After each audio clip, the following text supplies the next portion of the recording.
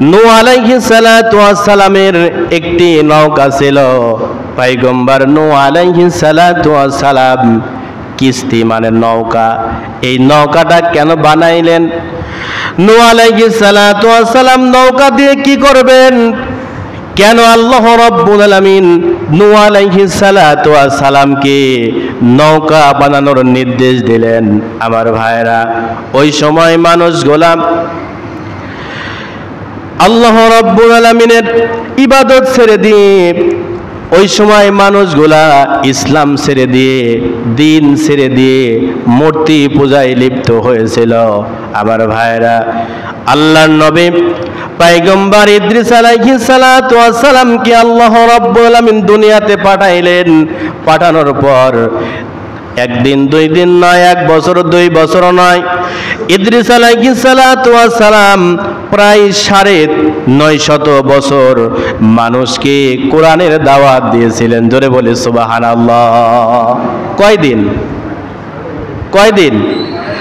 একদিন দুই দিন নয়, এক বছর দুই বছর নয়, ৯৫০ বছর কোরআনের দাওয়াত দিয়েছিলেন।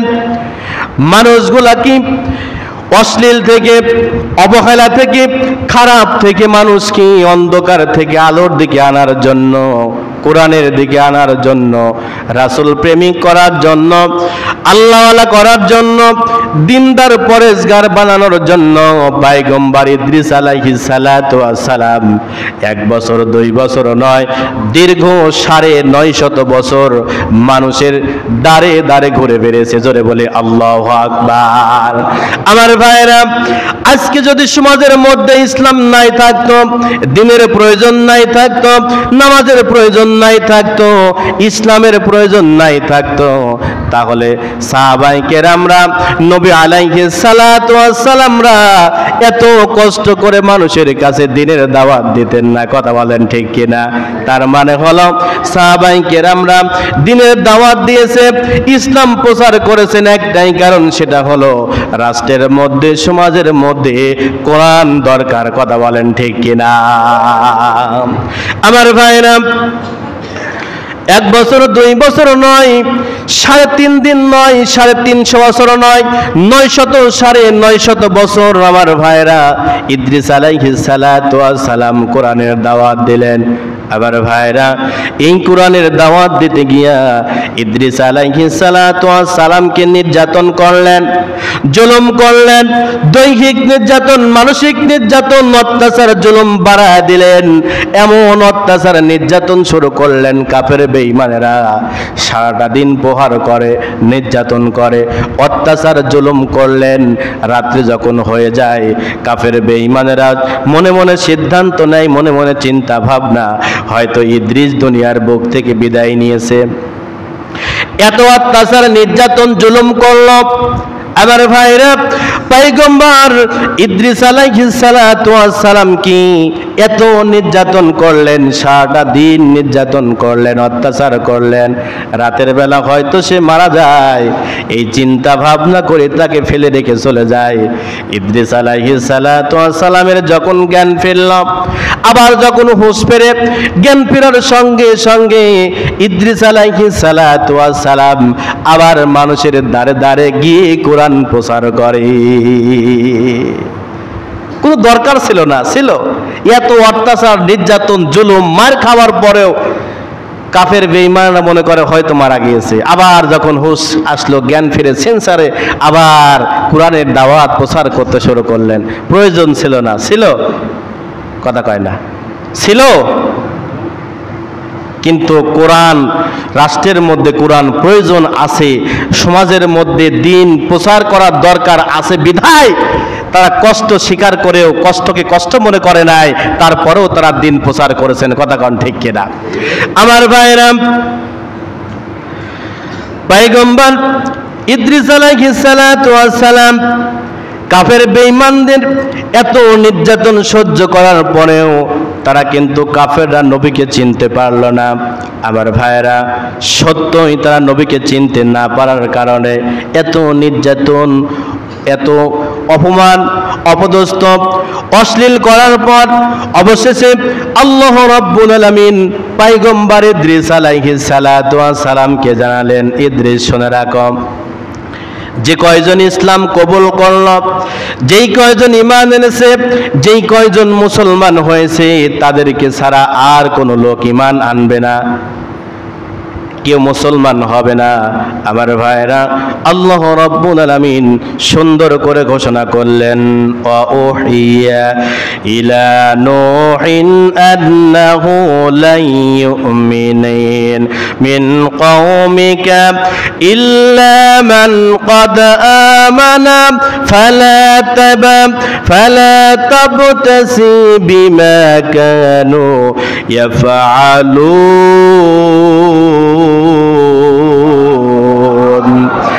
আল্লাহ রাব্বুল আলামিন পয়গম্বর নূহ আলাইহিস সালাতু ওয়াস সালামকে জানায় দিলেন, নূহ শুনে রাখো, যেই কয়জন ইসলাম কবুল করলো, যেই কয়জন ঈমান এনেছে, যেই কয়জন মুসলমান হয়েছে, সেই কয়জনকে নিয়ে তুমি সন্তুষ্ট থাকো, তোমার কওমের অন্য কেউ কখনো ঈমান আনবে না। সুতরাং তারা যা করে তার জন্য তুমি দুঃখ হও না, দুঃখ পেও না, কষ্ট পেও না।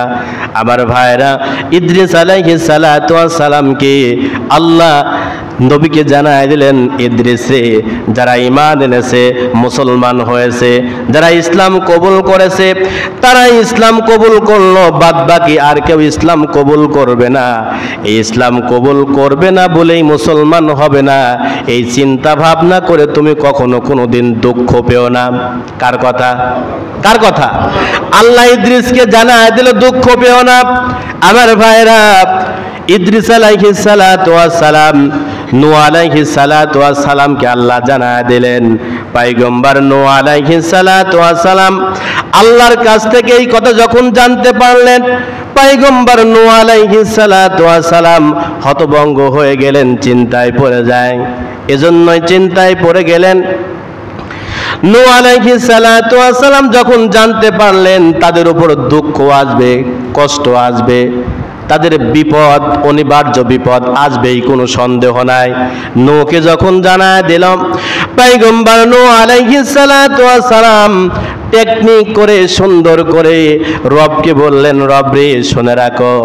কি টেকনিক? এই কাফের বেঈমানরা যখন দুনিয়াতে বেঁচে থাকবে, এদের নির্যাতন দিন দিন বাড়তেই থাকবে। এরা যখন দুনিয়াতে বেঁচে থাকবে, এদের বংশ দিন দিন বাড়তেই থাকবে। আমার ভাইয়েরা, অসংখ্যক মুসলমান, কিন্তু কাফের ছিল অসংখ্যক, মুসলমান ছিল মাত্র কয়েকজন। আমার ভাইরা, এই জন্য মুসলমান কম, কাফের বেঈমানের বংশ বৃদ্ধি হতেই থাকবে। পয়গম্বর নূহ আলাইহিস সালাতু ওয়াস সালাম আল্লাহর কাছে দোয়া করলেন। সেই দোয়াটা রব সুন্দর করে কোরআনের মধ্যে রেকর্ড করলেন। আমার ভাইরা, নূহ আলাইহিস সালাতু ওয়াস সালাম আল্লাহর কাছে দোয়া করলেন, রব্বি গফিরলি ওয়া লিওয়ালিদাইয়া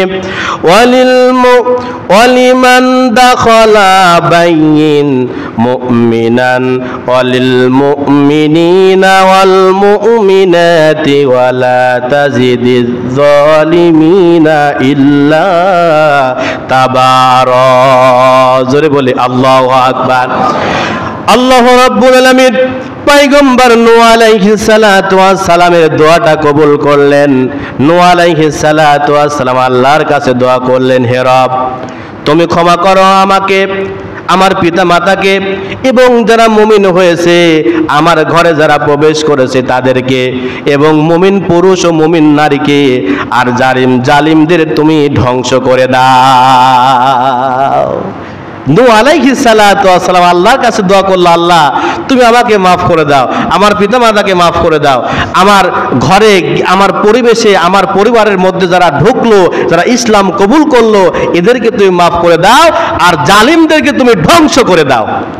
কে দোয়া করলো? কথা কয় না। নূহ দোয়া করলো কার কাছে? আমাকে মাফ করো, আমার পিতামাতাকে মাফ করো, ইসলাম কবুল করে যারা মুসলমান হয়েছে এদেরকে মাফ করো, আর জালিমদেরকে তুমি ধ্বংস করে দাও। আল্লাহ দোয়া কবুল করলেন। নূর দোয়া আল্লাহ কবুল করলেন। কবুল করার পর অনেক লম্বা চড়া ঘটনা সংক্ষিপ্ত আকারে বলতেছি।